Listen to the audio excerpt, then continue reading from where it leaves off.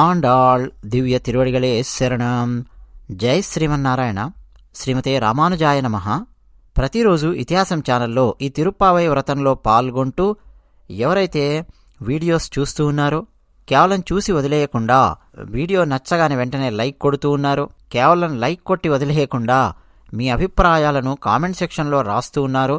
ఇదిగో నేను ఉన్నాను, నేను ఈ తిరుప్పావై వ్రతంలో భాగస్థుణ్ణి లేదా భాగస్థురాలిని, నేను ఈ వీడియోస్ చూస్తున్నాను అని మాకు అర్థమయ్యేలా కామెంట్ సెక్షన్లో ఎవరైతే ప్రతి వీడియో కింద ప్రతిరోజు కామెంట్స్ రాస్తూ వస్తున్నారో వాళ్ళందరికీ ప్రత్యేకమైన ధన్యవాదాలు. కామెంట్స్ రాసే ఆ 20 మంది 30 మంది మాత్రమే వీడియోస్ను చూస్తూ ఉన్నారని, వీడియోస్ను ఏకాగ్రతతో చూస్తున్నారు అని చెప్పి మేము నమ్మడం జరుగుతుంది. మీరు 500 మంది చూసినా 1000 మంది చూసినా, ఎన్ని లక్షల వ్యూస్ ఉండని 1000 వ్యూస్ ఉండని మాకు సంబంధం లేదు. కామెంట్ సెక్షన్లో ఎవరైతే కామెంట్స్ రాస్తున్నారో వాళ్ళు మాత్రమే యాక్టివ్గా వీడియోస్ చూస్తున్నారు అని చెప్పి భావించడం జరుగుతుంది. ఎందుకు ఇలా భావిస్తాము అన్నటువంటిది చాలా సందర్భాలలో చాలా లోతుగా నేను వివరణలు ఇచ్చాను. గుజరాత్ సోమనాథ్ దేవాలయానికి సంబంధించిన వివరణ మరీ తీసుకొని ఇవ్వడం జరిగింది. ఇదే ధనుర్మాసంలో మనము ఒక పాశురంలో ఎక్స్క్లూజివ్గా మనం మాట్లాడతాము. ఎందుకు నేను కామెంట్ సెక్షన్లో కామెంట్స్ రాసే వాళ్ళను మాత్రమే మీరు చూస్తున్నారని భావిస్తున్నానని ఎందుకు చెప్తున్నాను అన్నది పాశురంలో ఆండాళ్ళమ్మవారే డైరెక్ట్గా చెప్పారు. కూడారై పాశురము, అది వచ్చినప్పుడు మనం మాట్లాడుకుందాం, సరేనా? పరమాత్మ దయ ఎలా ఉంటుంది అన్నది ఈ వీడియోలో చివరగా నేను వివరించడానికి ప్రయత్నం చేస్తాను 2-3 ఉదాహరణలతో. ఈరోజు ఏం పాశురం మనం చెప్పుకోబోతూ ఉన్నాము. నప్పిన్నై నీలాదేవి, ఆమెను నిద్రలేపడం కోసం చిట్ట చివరి పాశురం ఇది. నిన్న నీలాదేవికి సంబంధించిన పాశురమే, మొన్న నీలాదేవికి సంబంధించిన పాశురమే, ఈరోజు నీలాదేవికి సంబంధించిన పాశురమే. ఇక ఈరోజు చిట్ట చివరి పాశురం. ఈరోజు ఆమె నిద్ర లేచి వీళ్ళ దగ్గరికి వస్తుందన్నమాట. అయితే నిన్న ఏం జరిగింది పాశురంలో గుర్తుంది కదా. నీలాదేవిని కాస్త తూలనాడుతున్నట్టు, కాస్త నిందిస్తున్నట్టుగా బయట నిలబడ్డ గోపికలు మాట్లాడారు.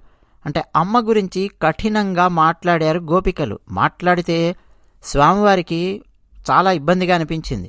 అరే, నీలాదేవి గురించి ఇంత కఠినంగా మాట్లాడుతున్నారేమిటి అని చెప్పి ఆయన ఇప్పుడు లేవకుండా అలాగే మంచం మీద కూర్చొని ఉన్నాడు. అసలు ఆయన బయటికి కూడా రాలా, అలాగే ఉన్నాడు ఆయన. సరే కానీలే అన్నట్టు ఆగిపోయాడు.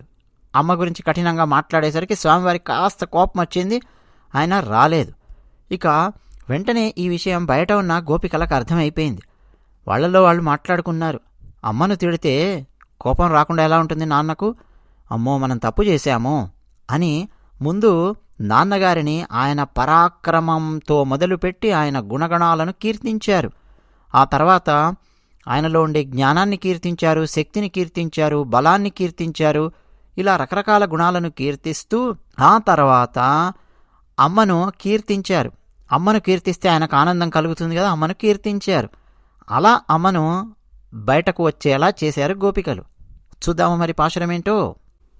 33 அமரர்க்கு முன் சென்று கப்பம் தவிர்க்கும் கலியே துயிலெழாய் செப்பம் உடையாய் திரளுடையாய் செத்தார்க்கு வெப்பம் கொடுக்கும் விமலா துயிலெழாய் செப்பன்ன மென்முலை செவ்வாய் சிறுமருங்குல் நப்பின்னை நங்காய் திருவே துயிலெழாய் உக்கமும் தட்டொளியும் தந்துன் மணாளனை இப்போதே எம்மை நீராட்டேலோరెంబావాయ్. ఆండాళ్ దివ్య తిరువడిగలే శరణం. ఇదండి ఈరోజు పాశురము. ఆండాళ్ళు తల్లి స్వామివారిని మేల్కొల్పడానికి భగవంతుని గుణగణాలను కీర్తిస్తూ చెప్పినటువంటి పాశురం ఇది. 33 అమరర్కు, 33 అమరర్కు దేవతలు. ఇక్కడ 33 కోట్ల దేవతలు అని చెప్పి అర్థం చేసుకోవచ్చు. 33 వర్గాలకు చెందిన దేవతలు. ఇక్కడ వర్గాలు అంటే ఏమిటండి? పరమాత్మ వీళ్ళందరినీ సృష్టించి దేవతలను, వాళ్ళందరికీ రకరకాల బాధ్యతలు ఆయన అప్పగించాడు. ఈ సృష్టి సక్రమంగా నడవడం కోసం ఒక సిస్టమ్ అనేది ఏర్పాటు చేసి దానికి ఒక స్ట్రక్చర్ ఏర్పాటు చేసి ఒక్కొక్కరిని ఒక్కొక్క పొజిషన్లో పెట్టి బాధ్యతలు అప్పగించి చూసుకోండి అని చెప్పి పరమాత్మ చెప్పాడు. ఇలా 33 అమరర్కు. 33 అంటే ఎవరండి? అష్టవసువులు, 11 రుద్రులు, 12 ఆదిత్యులు, 2 అశ్విని దేవతలు. మొత్తం కలపండి 8 వసువులు ప్లస్ 11 రుద్రులు ఎంత అయిందండి? 19 ప్లస్ 12 ఆదిత్యులు ఎంత అయిందండి? 31 ప్లస్ 2 అశ్విని దేవతలు 2 మొత్తం 33. వీళ్ళన్నమాట. వీళ్లకు సంబంధించినటువంటి వాళ్ళు, వీళ్ళ పరివారము, ఇక అందరూ వస్తారు. మనకు దేవుళ్ళు ఎంతమంది, దేవతలు ఎంతమంది అండి ప్రశ్న. దేవుడు ఒక్కడే, పరమాత్మ ఒక్కడే. 2 పరమాత్మలు, 3, 4 పరమాత్మలు ఉండరు. పరమాత్మ ఎప్పుడు ఒక్కడే. మిగతా వాళ్ళందరూ కూడా దేవతలు అని చెప్పి అన్నారు. అయితే ఆ పరమాత్మను ఎవరెవరు ఏ రూపంలో చూస్తున్నారు ఏమిటి అన్నది మళ్ళీ వేరే చర్చ. ఈ 33 దేవతలనట ఏం చేస్తాడు పరమాత్మ? మున్షన్రు అంటే వాళ్లకు అవసరము రావడం కంటే ముందే వెళ్ళి కాపాడతావు. వాళ్ళకి ఏదైనా ఆపద వస్తుందా, ఇంకా ఆపద కూడా రాకముందే వెళ్ళి కాపాడే కప్పం తవిర్కుం కలియే అంటే గొప్పనైనా బలం కలిగిన వాడివే. అంటే 33 కోట్ల మంది దేవతలకు ఏ సమస్య వచ్చినా సరే అసలు వాళ్ళు పిలవడం కంటే ముందే వెళ్ళి కాపాడేంతటి బలం కలిగిన వాడా అంటున్నారు శ్రీకృష్ణుడిని. ఇక్కడ కప్పం అనే పదం ఉంది. కప్పం అనే పదం సంస్కృతంలో కంపనం అనే పదం నుంచి ఉత్పత్తి అయినటువంటి పదం.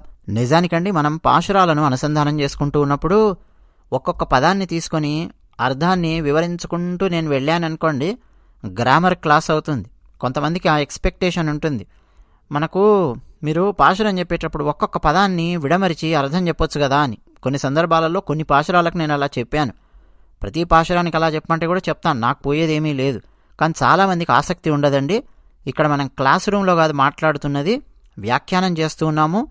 కేవలం కొన్ని సంవత్సరాల నుంచి పాశురాలను అనుసంధానం చేస్తూ ఉన్నటువంటి వాళ్ళు మాత్రమే వినరు. కొత్తగా మొట్టమొదటిసారి వింటున్నటువంటి వాళ్ళు ఉంటారు. అసలు పాశురాలంటే ఏమిటి తెలియదు వాళ్లకు. గోదాదేవి ఎవరు తెలియదు, అసలు ఏం చెప్పారు తెలియదు. వాళ్ళందరికీ కూడా ఈ వీడియోస్ ఉపయోగపడతాయి. వచ్చే సంవత్సరం వచ్చేసరికి వీళ్లలో కొంతమంది పాశురాలను చదవడానికి ప్రయత్నం చేస్తారు. మరో సంవత్సరం అయిన తర్వాత వాటిని నేర్చుకోవడానికి ప్రయత్నం చేస్తారు. రకరకాలుగా వినేటటువంటి వాళ్ళు ఉంటారు. అందువల్ల ప్రతి పదాన్ని తీసుకొని అర్థాలు వివరిస్తూ నేను కూర్చోవడం లేదు. అలా వివరిస్తే ఏం జరుగుతుందో తెలుసుకోవాలనుకుంటే ఆముక్తమాల్యదలో 2 పద్యాలు నేను మీకు చెప్పాను, గుర్తుందండి? జయ జయ దానవ దారణ కారణ శాంగర దాంగ గదాసిధరా పద్యం మనం నేర్చుకున్నాం కదా. అలాగే స్యందన స్థిత బిడౌజ క్షత్రుజాఢ్య కృజ్జంజా అమరుద్గరుధ్యాత్కృతములు రామ బాణాలకు సంబంధించిన పద్యం ఆముక్తమాల్యదలో సీసపద్యం 2 వీడియోలు ఉంటాయి చూడండి. ఈ వీడియో కింద డిస్క్రిప్షన్లోనూ పిన్ చేసి పెట్టిన మొట్టమొదటి కామెంట్లోనూ ఇస్తాను. ఈ వీడియో మొత్తం అయిన తర్వాత చూడండి. ప్రతి పదము, ప్రతి పదానికి అర్థము, ఉత్పత్తి ఎలా వచ్చింది, అసలు ఏ ఛందస్సులో ఉంది, ఏ అలంకారాలు అక్కడ ఉపయోగించారు, ఏం చేశారు, అవన్నీ చెబుతూ మళ్ళీ దాని మీద నేను వ్యాఖ్యానం చెప్పాను. క్లాస్ రూమ్లో ఓ పద్యం కనుక చెప్తే ఎలాగైతే ఒక అరగంట పోతుందో అలా అవుతుంది. అందుకనే పాశురాలకు సంబంధించి వచ్చినప్పుడు నేను ఒక్కొక్క పదాన్ని తీసుకొని అర్థాలు వివరిస్తూ ఆ కోణంలో నేను వెళ్ళడం లేదు. ఆ కోణంలో వెళ్ళానంటే వేరే ట్రాక్లో వెళ్లాల్సినటువంటి అవసరం ఉంటుంది. అందుకనే సాధ్యమైనంత వరకు పదాలకు అర్థాలు చెబుతూ వ్యాఖ్యానాన్ని జోడిస్తూ ఆసక్తిని కలిగిస్తూ మన పూర్వాచార్యులు, నిన్న పరాశర భట్టారు వారి గురించి మనం మాట్లాడుకున్నాం, అంతకుముందు వేదాంత దేశికుల వారి గురించి మనం మాట్లాడుకున్నాం, పెరియనంబి గారి గురించి మనం మాట్లాడుకున్నాం, మారినేరు నంబి గారి గురించి మనం మాట్లాడుకున్నాం, గోష్ఠీ పూర్ణుల గురించి మనం మాట్లాడుకున్నాం, విప్రనారాయణుల గురించి మనం మాట్లాడుకున్నాం, అత్తులాయి అత్తగారింటి గురించి మనం మాట్లాడుకున్నాం. ఇలా రకరకాల విషయాలు మనం మాట్లాడుతూ కొత్త కొత్త విషయాలు తెలుసుకుంటూ మనం ముందుకు కొనసాగుతూ ఉన్నాం. సరే, ఎందుకు ఇదంతా చెప్పానంటారా? కప్పం అనే పదం సంస్కృతంలో ఉన్న కంపనం అనే పదం నుంచి వచ్చింది. కంపనం అంటే ఏంటండి? కంపించిపోవడం అంటారు. అంటే భయంతో ఒకసారి అలా వణికిపోవడం అన్నమాట. ఏమిటి ఇక్కడ కంపనం అనే పదం ఉపయోగించారంటే, దేవతలు శత్రువులు వస్తారేమో అన్న భయంతో వాళ్ళు వణికిపోతుంటే, అసలు వాళ్ళు వణికిపోవడం కంటే ముందే నువ్వు పరిగెత్తుకుని వెళ్ళి వణకకండయా బాబు అని వాళ్ళ వణుకుడును నువ్వు ఆపేస్తావు. అలాంటి వాడివి నువ్వు శ్రీకృష్ణ. మరి మేము చాలా తక్కువ మంది ఉన్నామయ్యా, 33 కోట్ల మంది లేం. మేము చాలా చాలా తక్కువ మంది ఉన్నాము. ఎంత ఒక 5 లక్షల మంది గోపికలము, అంతే కదా. అరే 33 కోట్ల మంది ఉంటే తప్ప నీ కంటికి ఆనరా? అంతమంది ఉంటే తప్ప నువ్వు కాపాడవా? పోనీ వాళ్ళు దేవతలు ఏదో ఒక పదవిని ఆశిస్తూ ఉంటారు. మరి మేమేం ఆశించడం లేదు కదా, మా రాజ్యం పోయింది అంటారు, నా బాధ్యతల నుంచి మమ్మల్ని ఫలానా రాక్షసుడు తరిమేశాడు అంటారు. రకరకాల సమస్యలు పట్టుకొని నీ దగ్గరికి వస్తారు. వాళ్ళ సమస్యలు తీర్చడానికి నువ్వు ఏంటంటో అవతారాలు ఎత్తాలి. మాకు అలాంటి సమస్యలు ఏమీ లేవు. ఉన్నా కానీ ఆ సమస్యలను మేము నీ దగ్గరికి తీసుకురాము. మాకు వేరే ప్రయోజనాలు అవసరం లేదు. నీ నుంచి మాకు ఇంకేం అవసరం లేదు. అసలు ఏమి వద్దా నీ నుంచి, మాకు నువ్వే కావాలి అంతే. నీ నుంచి మాకంటూ ఏం అవసరం లేదు. మరి మమ్మల్ని పట్టించుకోవా? ఇదన్నమాట గోపికలు అంతర్లీనంగా మాట్లాడుతున్నది. తుయిల్ ఎరాయ్, లేవయా, లే లే అని చెప్పి అంటూ ఉన్నారు. ఇంకా చూడండి, ఆశ్చర్యం ఏంటంటే దేవతలకు చావు ఉంటుందండి, అమృతం తాగారు కదా, వారు మరణించరు. అలాంటి దేవతలను ముందే వెళ్ళి నువ్వు కాపాడతావు, పరిగెత్తుకొని వెళ్ళి కాపాడతావు రకరకాల కోరికలతో ఉన్నవాళ్లను. అరే మేమేమి మాకు చావు లేకుండా వరమివ్వు అని చెప్పి కూడా అనడం లేదు, ఏం అడగడం లేదు. నీ దగ్గరకు వచ్చాము, నీ దగ్గరకు రావడమే పెద్ద తప్పైపోయినట్టు, ఏంటయా నువ్వు బయటికి రావట్లేదు అనేది మళ్ళీ డైరెక్ట్గా అనకుండా పరమాత్మను ఇండైరెక్ట్గా అంటున్నారండి గోపికలు. సెప్పం ఉడయాయ్, సెప్పం ఉడయాయ్ అంటే సత్యవంతుడు, ఆడిన మాట తప్పనివాడు అని చెప్పి అర్థం. సెప్పం ఉడయాయ్, నువ్వు ఆడిన మాట తప్పనివాడివి కదయ్యా, రాముడే కృష్ణుడు అని చెప్పి మేము మొన్నే తెలుసుకున్నాము. రాముడు మాట తప్పడు, ఇచ్చిన మాట, కృష్ణుడు మరి ఇచ్చిన మాట తప్పడు, నువ్వు మాట తప్పవు కదయ్యా. నువ్వే నిన్న మమ్మల్ని రమ్మని చెప్పావు, మేము వచ్చాం. ఇప్పుడేమో నువ్వు బయటికి రావడం లేదు, మేము వచ్చి పిలిచినా గాని. ఎందుకు? తిరల్లుడయ్యాయ్, మొత్తం ఈ లోకం యొక్క రక్షణ భారాన్ని నిర్వహించే సామర్థ్యం కలవాడా అని చెప్పి అర్థం. తిరల్లుడయ్యాయ్ అంటే ఇలాంటి వాడివి నువ్వు. శత్రార్కు వెప్పం మొక్కుడుం విమలా అని చెప్పి అన్నారు. శత్రార్కు, సరే శట్రార్కు అని ఉంటుంది కొన్ని గ్రంథాల్లో. శత్రువులు అని చెప్పి అర్థం. శత్రువులకు దుఃఖాన్ని కలిగించే విమలా అంటే నిర్మలమైన వాడా అంటే ఏ దోషము లేనివాడా అని చెప్పి అంటూ ఉన్నారు. శత్రువులకు దుఃఖాన్ని కలిగిస్తాడండి శ్రీమన్నారాయణుడు. ఇప్పుడు ప్రశ్న మనం వేసుకోవాలి, అసలు శ్రీమన్నారాయణునికి శత్రువులు ఎవరు చెప్పండి? పరమాత్మకు శత్రువులు ఎవరు చెప్పండి? ఎవ్వరూ లేరండి. పరమాత్మకు శత్రువులు అంటూ ఎవరు ఉండరు. అసలు ఆయనతో శత్రుత్వం పెట్టుకోగలిగే స్థాయి ఉండాలంటే అవతల కూడా పరమాత్మ ఉండాలి కదా. పరమాత్మ ఒక్కడే కదా ఈ లోకానికి. మరి ఒక్కడే పరమాత్మ అయినప్పుడు పరమాత్మతో ఎవరు శత్రుత్వం పెట్టుకుంటారండి చెప్పండి? ఇవన్నీ కూడా పరమాత్మ సృష్టిలో ఉన్నవే. మరి సృష్టిలో ఉన్నటువంటివి సృష్టికర్తతో ఎలా శత్రుత్వం పెట్టుకుంటాయి ఆలోచించండి. కాబట్టి ఆయనకంటూ శత్రువులు ఎవ్వరూ లేరండి. మరి ఆయన శత్రువులు ఎవరు అంటే భక్తులకు ఎవరైతే శత్రువులు అయ్యుంటారో వాళ్లే ఆయన శత్రువులు అని భావించి రక్షిస్తాడు కదా అని పెద్దలు అంటూ ఉంటారు. ఇప్పుడు నరసింహస్వామి వారు ఉన్నారండి, ఎవరు ఆయనకు శత్రువు చెప్పండి? హిరణ్యకశిపుడా చెప్పండి? కాదు. అసలు ఆయనకు శత్రువులు అంటే ఎవరు లేరండి. పరమాత్మ అలా పాలకడలిలో పడుకొని కళ్ళు మూసుకొని లోకంలో ఎక్కడెక్కడ ఏం జరుగుతోంది మొత్తం ఆయన వీక్షిస్తూ ఉన్నాడు. పరమభక్తుడు ప్రహ్లాదుడు మొత్తం ఈ విశ్వమంతా అణువణువున నారాయణుడు నిండి ఉన్నాడు, ఎక్కడి నుంచైనా సరే ఆయన వస్తాడు, ఆ నమ్మకం నాకు సంపూర్ణంగా ఉంది అని ప్రహ్లాదుడు చెప్పాడు, భక్తుడు చెప్పాడు. భక్తుడైన ప్రహ్లాదుని మాట నిజం చేయడం కోసం ఆయన స్తంభాన్ని చీల్చుకొని బయటకు వచ్చాడు. మరి హిరణ్యకశిపుణ్ణి ఎందుకు సంహరించాడు? భక్తుణ్ణి బాధ పెట్టాడు కాబట్టి హిరణ్యకశిపుణ్ణి ఆయన సంహరించాడు.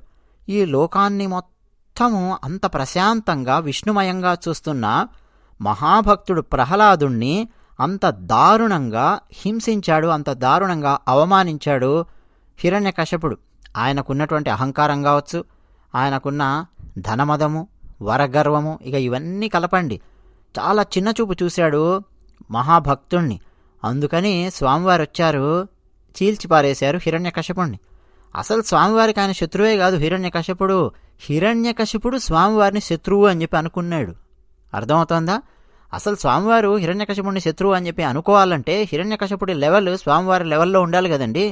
ఎక్కడుంది? పరమాత్మ లెవెల్లో ఉన్నదా? లేదు కదా. హిరణ్యకశిపుడు శత్రువు అని చెప్పి అనుకున్నాడు నారాయణుణ్ణి. అయినా సరే ఏం చంపలేదు హిరణ్యకశిపుడిని. నువ్వు నన్ను శత్రువు అనుకుంటావా, నువ్వు నన్ను తిడతావా అని చెప్పి వచ్చి ఏమీ పరమాత్మ చంపలేదు, అతన్ని ఏమీ అనలేదు. పరమాత్మ అలా చూస్తూ ఉన్నాడంతే. హిరణ్యకశిపుడు తపస్సు చేశాడు, పరమాత్మ ఏమన్నాడా? ఏమీ అనలేదు. తపస్సు చేశాడు, బ్రహ్మదేవుడిని ప్రత్యక్షం చేసుకున్నాడు, కావాల్సిన వరాలన్నీ తీసుకున్నాడు. హిరణ్యకశిపుడు ఏమీ అనలేదు. పరమాత్మ హిరణ్యకశిపుడు చేయాల్సిన హల్చలంతా చేశాడు, ఏమీ అనలేదు, చూస్తూ ఉన్నాడు. కానీ భక్తుణ్ణి ఎప్పుడైతే అవమానించాడో, భక్తుణ్ణి ఎప్పుడైతే బాధించాడో అప్పుడు చంపాడు. అది ఇక్కడ మనం తెలుసుకోవాల్సింది. ఆయనకంటూ శత్రువులు ఎవరూ లేరు. దుర్యోధనుడు ఉన్నాడండి మహాభారతంలో. పరమాత్మకు శత్రువు దుర్యోధనుడు కాదు, శ్రీకృష్ణునికి శత్రువు దుర్యోధనుడు కాదు. అసలు శ్రీకృష్ణునితో శత్రుత్వం పెట్టుకోవాలంటే ఆ స్థాయి ఉండాలి కదండి దుర్యోధనునికి. ఒకటే సుదర్శన చక్రం వదిలాడా, మొత్తం కౌరవులందరినీ త్రుటిలో నాశనం చేసేసి వెనక్కి వచ్చేస్తుంది సుదర్శన చక్రం. అసలు దుర్యోధనుడు పరమాత్మకు శత్రువు కాదు. పరమాత్మకు దుర్యోధనుడు శత్రువు అని చెప్పి అనుకుంటే ఎలా శత్రువు అయ్యుంటాడు? ద్రౌపదిని అవమానించారు మహానుభావులు, మహాత్ములు, మహాభక్తులు, ధర్మాత్ములు అయిన పాండవులను అతి దారుణంగా హింసించారు. మానసికంగాను శారీరకంగాను హింసించారు దుర్యోధనాదులు కదా. దారుణంగా అవమానాలకు గురి చేశారు మహాభక్తులను, ధర్మాత్ములను. అలా అప్పుడు పరమాత్మ ఓహో ఇక వీళ్ళని నిర్మూలించక తప్పదు అని అప్పుడు అనుకున్నాడు పరమాత్మ. అంతే తప్ప దుర్యోధనుడు నా శత్రువు అని చెప్పాలంటే అసలు దుర్యోధనుడి స్థాయి ఏంటి, పరమాత్మ స్థాయి ఏమిటి? పరమాత్మ ముందు అసలు తుల తూగలేడు దుర్యోధనుడు కదా. మీరు ఎవరినైనా తీసుకోండి, ఏ రాక్షసునైనా తీసుకోండి, ఎవరినైనా తీసుకోండి, శత్రువులకు దుఃఖాన్ని కలిగించే నిర్మలుడా అని పిలుస్తూ ఉన్నారు గోపికలు. అంటే స్వామివారి యొక్క పరాక్రమాన్ని కీర్తిస్తూ ఉన్నారు. అయినా స్వామివారు ఇంకా రాలేదు. అయ్యో, అమ్మ గురించి మనం నిన్న కొంచెం కఠినంగా మాట్లాడాము, కాస్త నిందిస్తూ మాట్లాడాము, అందుకే స్వామివారికి కోపం వచ్చినట్టుంది. మనం అమ్మను కీర్తిస్తే తప్ప స్వామివారిని ప్రసన్నం చేసుకోలేము. మనకు కావాల్సింది స్వామివారు, మోక్షాన్నిచ్చేది స్వామివారు. అయినప్పటికీ అమ్మను మనం నిందించకూడదు అని అమ్మను కీర్తించడం మొదలుపెట్టారు. చక్కటి అంగసౌష్ఠవం కలిగిన, చక్కటి సౌందర్యం కలిగిన నప్పిన్నై అన్నారు. నప్పిన్నై అంటే మొన్ననే మనం చెప్పుకున్నాం, నీలాదేవిని నప్పిన్నై అని చెప్పి పిలుస్తూ ఉన్నారని. నప్పిన్నై అంటే స్వామివారి యొక్క సంబంధంతో నంగాయ్. నంగాయ్ అంటే ఏంటో 4 రోజుల క్రితమే చెప్పాను. వేదాంత దేశికుల వారు ఇచ్చినటువంటి వివరణ కూడా ఇవ్వడం జరిగింది. నంగాయ్ అంటే పరిపూర్ణమైనది, పరిపూర్ణమైన అందం కలిగినటువంటి ఓ నీలాదేవి. స్వామివారి యొక్క సంబంధం వల్ల పరిపూర్ణమైన అందం కలిగి ఉన్న నీలాదేవి తిరువే, సాక్షాత్తు నువ్వే శ్రీ మహాలక్ష్మివి, తిరువే, మేల్కో అమ్మ మేల్కో అని పిలిచారు. ఇప్పుడు వీళ్ళ ప్రార్థనకు అమ్మ కాస్త కరిగింది. వెంటనే తలుపు తెరిచింది, వీళ్ళ దగ్గరికి వచ్చింది. వీళ్ళు నమస్కరించారు ఆమెకు. ఇప్పుడు అడిగింది, ఏం కావాలి మీకు చెప్పండి, ఏం కావాలి అని అడిగింది. ఇప్పుడు వీళ్ళు అంటున్నారు, ఉక్కమం, స్నానం తర్వాత మాకు చెమట ఏర్పడితే విసురుకోవడానికి విసరకర్ర కావాలి అంటున్నారు. తట్టొళియం అంటున్నారు. స్నానం తర్వాత మమ్మల్ని మేము అలంకరించుకోవాలి, చూసుకోవాలంటే ఒక అద్దం కావాలి, మంచి నిలువుట అద్దం కావాలి. తందు ఈ 2 ఇచ్చి తర్వాత 3వది అడిగారు. ఉన్మనాళనై అంటే నీ స్వామిని ఇప్పోదే ఇప్పుడే ఎమ్మై మాతో కలిపి నీరాడించు అంటున్నారు. చూడండి, ఒకటట స్నానం చేసిన తర్వాత చెమట పడితే విసురుకోవడానికి ఒక విసనకర్ర కావాలట, ఉక్కమం. తర్వాత తట్టోళియం అంటే, తట్టోళి అంటే మిర్రర్ అండి, అద్దం. తమిళంలో తట్టోళి అంటే అద్దం కావాలట. అంతేకాకుండా నీ స్వామివారితో ఇప్పుడే మమ్మల్ని అందరినీ కలిపి స్నానం చేయించు అంటున్నారు, నీరాడించు అంటున్నారు. ఇక చూడండి, పైన అర్థం కనుక చూస్తే ఎలా ఉంటుంది, ఏంటి ఈ గోపికలు ఈ అమ్మాయిలను స్వామివారి చేత స్నానం చేయించాలా అని చెప్పి మనకు కోపం వచ్చేస్తుంది కదా. కానీ కాదు. అసలు అద్దం అంటే ఏంటి, ఇక్కడ విసనకర్ర లేదు వింజామర అంటే ఏమిటి, శ్రీకృష్ణ పరమాత్మతో స్నానం చేయించుట అంటే ఏమిటి, ఇవండి లోతైన అర్థాలు. ఉక్కమం అంటే విసనకర్ర అన్నాం. నిజానికి ఈ వింజామర సేవ భగవత్ కైంకర్యంగా చేస్తారు. కాంచీపురంలో తిరుక్కచ్చి నంబివారు అని చెప్పి ఉండేవారు. రామానుజాచార్యుల వారి 5 మంది గురువులలో ఈయన కూడా ఒకరు. అన్నమాచార్యుల వారు కొండలలో నెలకొన్న కోనేటి రాయరువాడు అన్న పాటలో ఈ తిరుక్కచ్చి నంబివారి గురించి ప్రస్తావిస్తారు అన్నమాచార్యుల వారు. ఈ తిరుక్కచ్చినంబి కాంచీపురంలో ఉండేవారు, వరదరాజస్వామి వారి దేవాలయంలో. వీరు ప్రత్యేకంగా వింజామర సేవ చేస్తూ ఉండేవారు. పరమాత్మకు అక్కడ పక్కన నిలబడి వరదరాజస్వామి వారి అర్చామూర్తికి విసనకర్రతో విసురుతూ ఉండేవారు. విసనకర్ర అనడం కంటే వింజామర సేవ చేస్తూ ఉండేవారు. తట్టోళి, అద్దం కూడా అండి స్వామివారికి చేసే షోడశోపచారాలలో స్వామివారికి అద్దాన్ని చూపించడం కూడా ఒక ఉపచారము. మనం ప్రత్యేకంగా ఇతిహాసం ఛానల్లో శ్రీరంగం దేవాలయం గురించి మనం మాట్లాడుకున్నప్పుడు అందులో మనం ముచ్చటించుకున్నాం. ఇప్పటికీ ఈ రోజుకు శ్రీరంగం దేవాలయంలో ప్రతిరోజు ఉదయము సుప్రభాత సేవలో భాగంగా ఓ పక్క పాశురాలు చదువుతూ ఉంటారు. సుప్రభాత సేవలో శ్రీరంగంలో అది కూడా ఎవరు రచించిన పాశురాలు? విప్రనారాయణులు వారు రచించిన పాశురాలు చదువుతూ ఉంటారు. ఓ పక్క రకరకాల సేవలు చేస్తూ ఉంటారు స్వామివారికి. అందులో భాగంగా అద్దాన్ని తీసుకొచ్చి స్వామివారికి చూపిస్తారు. స్వామి ఇదిగో చూసుకోండి అద్దము అని. ప్రతిరోజు ఉదయం మనం లేచి లేవగానే బ్రష్ చేసుకోవడానికి వెళ్తాం, అద్దం చూస్తూ ఉంటాం. జుట్టు ఎలా పడింది, మొహం ఎలా ఉంది చూస్తూ ఉంటారు కదా. అద్దం కనీసం రోజుకు ఒకసారైనా స్వామివారికి ప్రతిరోజు ఉదయం శ్రీరంగంలో అద్దాన్ని చూపిస్తారు. స్వామి ఒకసారి చూసుకో ఎలా ఉన్నావో, ఇక నువ్వు లేచి బయలుదేరాలి కదా మమ్మల్ని అందరినీ కాస్త చూసుకోవడానికి అని అలా భావించి షోడశోపచారాలలో భాగంగా అద్దాన్ని చూపిస్తారు. చూడండి, కావాలంటే శ్రీరంగానికి సంబంధించిన వీడియో ఇతిహాసం ఛానల్లో ఈ వీడియో కింద డిస్క్రిప్షన్లోనూ పిన్ చేసి పెట్టిన మొట్టమొదటి కామెంట్లో పెడతాను. కావాలంటే మళ్ళీ కూడా మేము పబ్లిష్ చేస్తాం, చూడండి కొత్త వాళ్ళ కోసము. ఇవన్నీ అయిన తర్వాత మాకు స్వామివారు కావాలి అని చెప్పి అంటూ ఉన్నారు. స్వామివారితో స్నానం చేయించాలి అని చెప్పి అంటున్నారు. ఏం లేదండి, మోక్షం కావాలి అని వీళ్ళు అడుగుతూ ఉన్నారు. అమ్మా, శత్రువులను జయించారు స్వామివారు. అప్రపన్నులను ఏ విధంగా అయితే స్వామివారు చూస్తారో అలా మమ్మల్ని చూడకూడదు. మమ్మల్ని ప్రపన్నులు అని గుర్తిస్తే చాలు స్వామివారు. అంటే మేము స్వామివారి కోసం వచ్చాం, స్వామివారు తప్ప మాకు ఇంకేమీ అవసరం లేదు అన్న విషయం స్వామివారు గుర్తిస్తే చాలు అన్న విషయం చెప్తూ ఉన్నారు. ఇక్కడ అద్దం గురించి ఎందుకు వచ్చింది అంటే, అద్దంలో మన స్వరూపాన్ని మనం చూసుకుంటాం. అంటే మనకు సంబంధించిన స్వరూప జ్ఞానం పొందడానికి మనం ప్రయత్నం చేస్తున్నాం. ఒక రకంగా చెప్పాలి అనంటే అహం అని చెప్పి అన్నాము సంస్కృతంలో. అహం అంటే నేను అని చెప్పి అర్థం.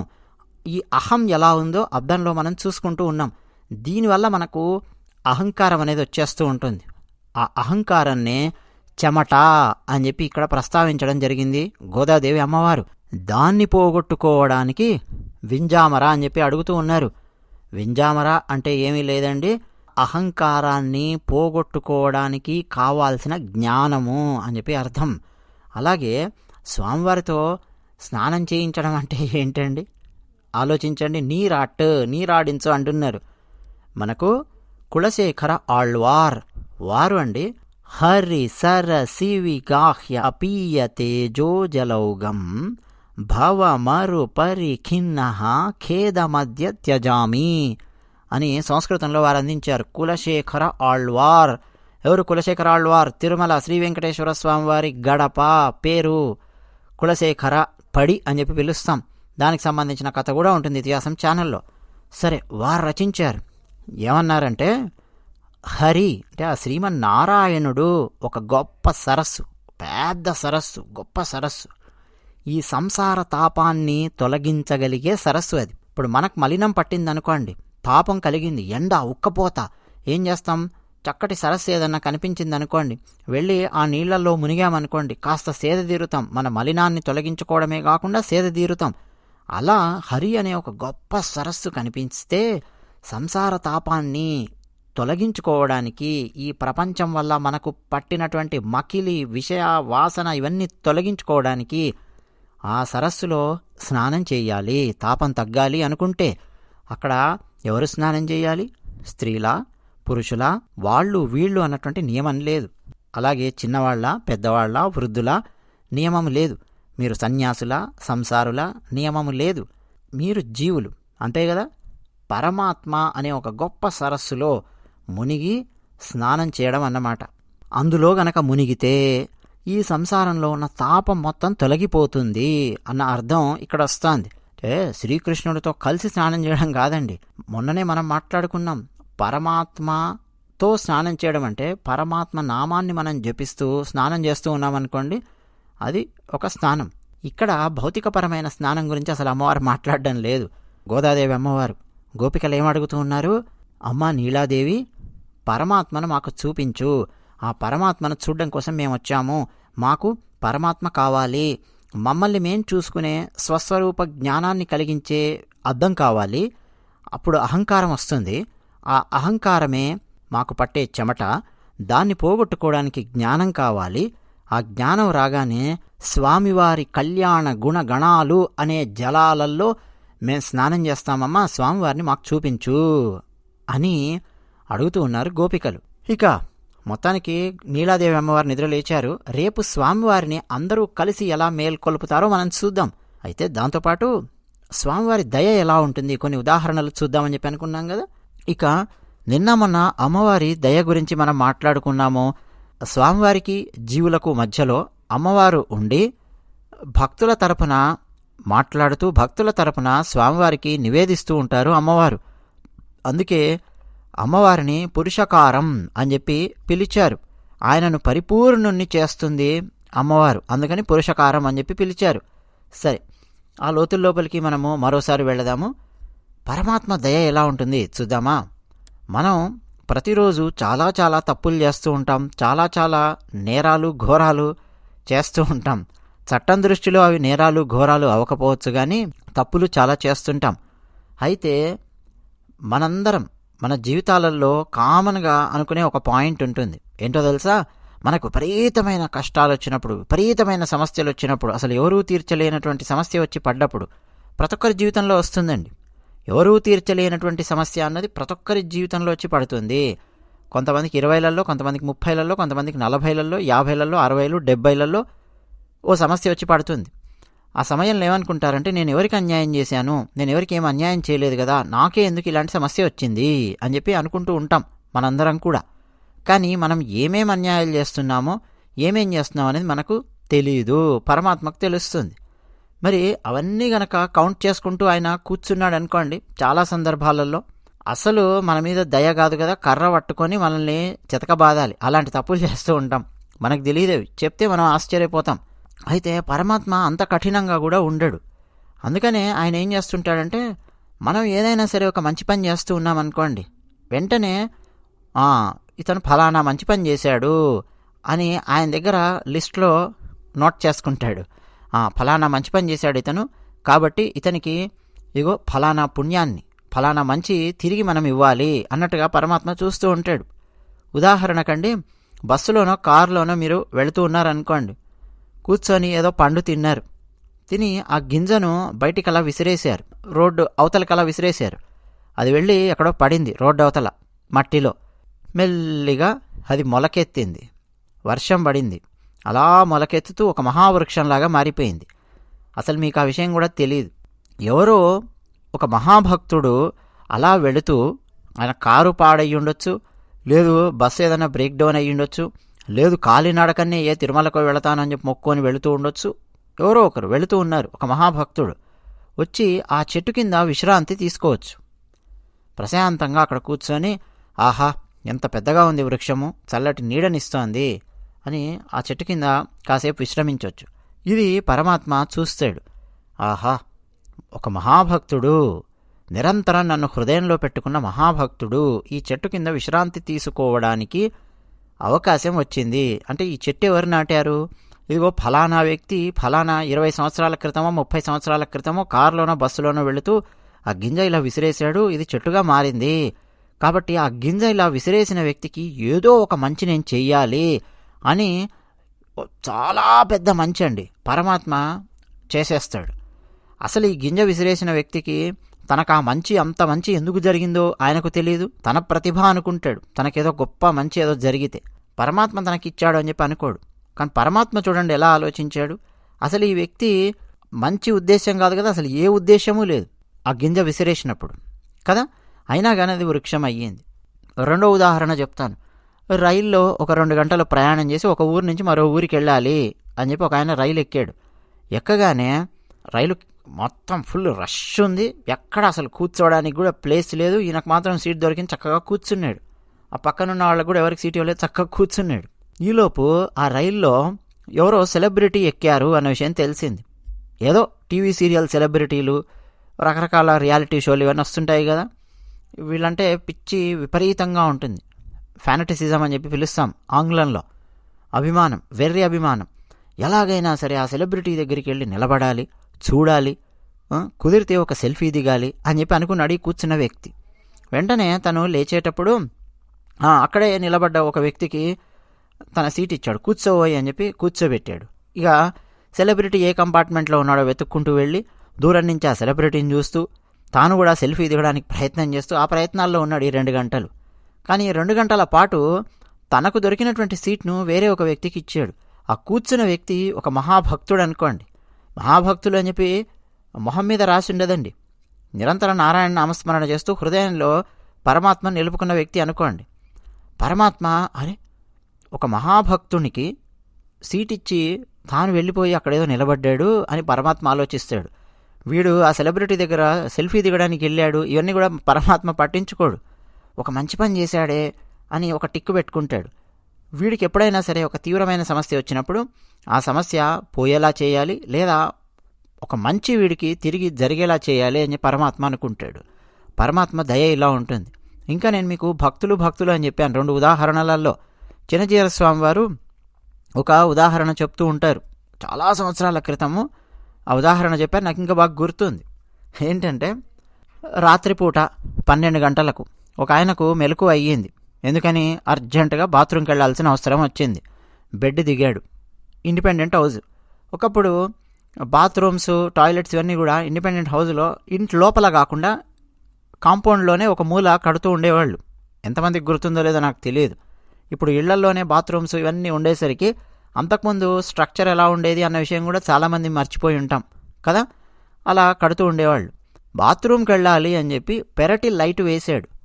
వేసి తను బాత్రూమ్కి వెళ్ళాడు. ఈలోపు ఒక వ్యక్తి సెకండ్ షో సినిమా చూసి ఇంటికి వెళ్తూ ఉన్నాడు ఆ దారి గుండా. అయితే అక్కడ పెద్ద గుంత ఉంది. ఎవరో టెలిఫోన్ డిపార్ట్మెంట్ వాళ్ళు, ఎలక్ట్రిసిటీ డిపార్ట్మెంట్ వాళ్ళు త్రవ్వి వెళ్ళారు ఆ సాయంత్రం. పెద్ద గుంత ఉంది. పొరపాటున గనక ఆ వ్యక్తి కాలు తప్పుడు ప్రదేశంలో వేసాడా, గుంతలో పడిపోయి కాళ్ళు చేతులు విరిగేవి, పళ్ళు కూడా రాలేవి. అంత దారుణంగా ఉంది అక్కడ పరిస్థితి. తవ్వింది. చీకటిగా ఉన్నప్పుడు కనిపించడం లేదు. పెరటి లైట్ వేసాడు కదా ఇతను, బాత్రూమ్కి వెళ్ళాడు కదా. ఈ సమయంలో సెకండ్ షో చూసి వస్తున్నటువంటి వ్యక్తి అలా ఆ ఇంటి గుండా వెళ్తూ ఉన్నాడు.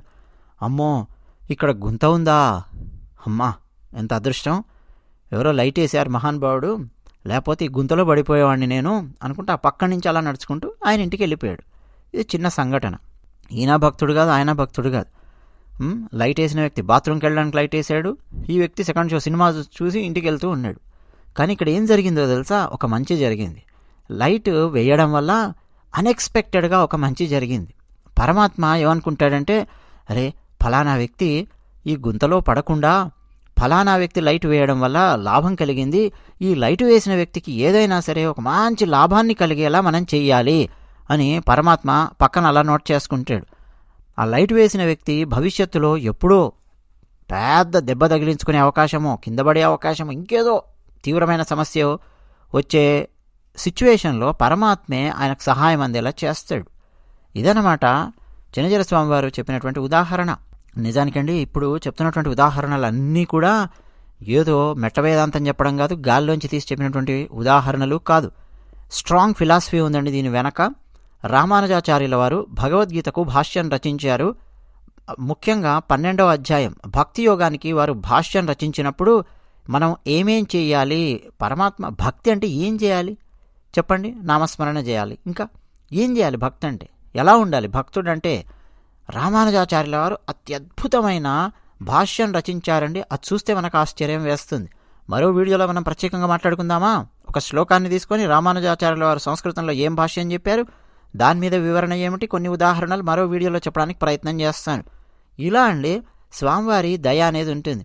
అంటే మనకు తెలియకుండానే ఏదో ఒక పని చేస్తే అది మరొకరికి మంచిగా పరిణమించినప్పుడు తెలిసి మనము ఉద్దేశపూర్వకంగా మంచి పనులు గనక చేశామా, ఇక ఆలోచించండి ఎలా ఉంటుంది భవిష్యత్ అన్నది. అదన్నమాట ఇక్కడ మనం మాట్లాడుకుంటూ ఉన్నది. పరమాత్మ దయ అనేది ఆ స్థాయిలో ఉంటుంది. నిజంగా పరమాత్మ గనక తీవ్రంగా ఆలోచించడం మొదలు పెట్టాడా తండ్రి లాగానే, ఇక అసలు మనము ఏం చేయలేమండి. మనం చేసే తప్పులు పాపాలన్నీ ఇన్ని కావు. అదండి విషయం. రేపటి పాశురంలో స్వామివారిని ఎలా మేల్కొల్పుతారో చూద్దాం. జై శ్రీమన్నారాయణ.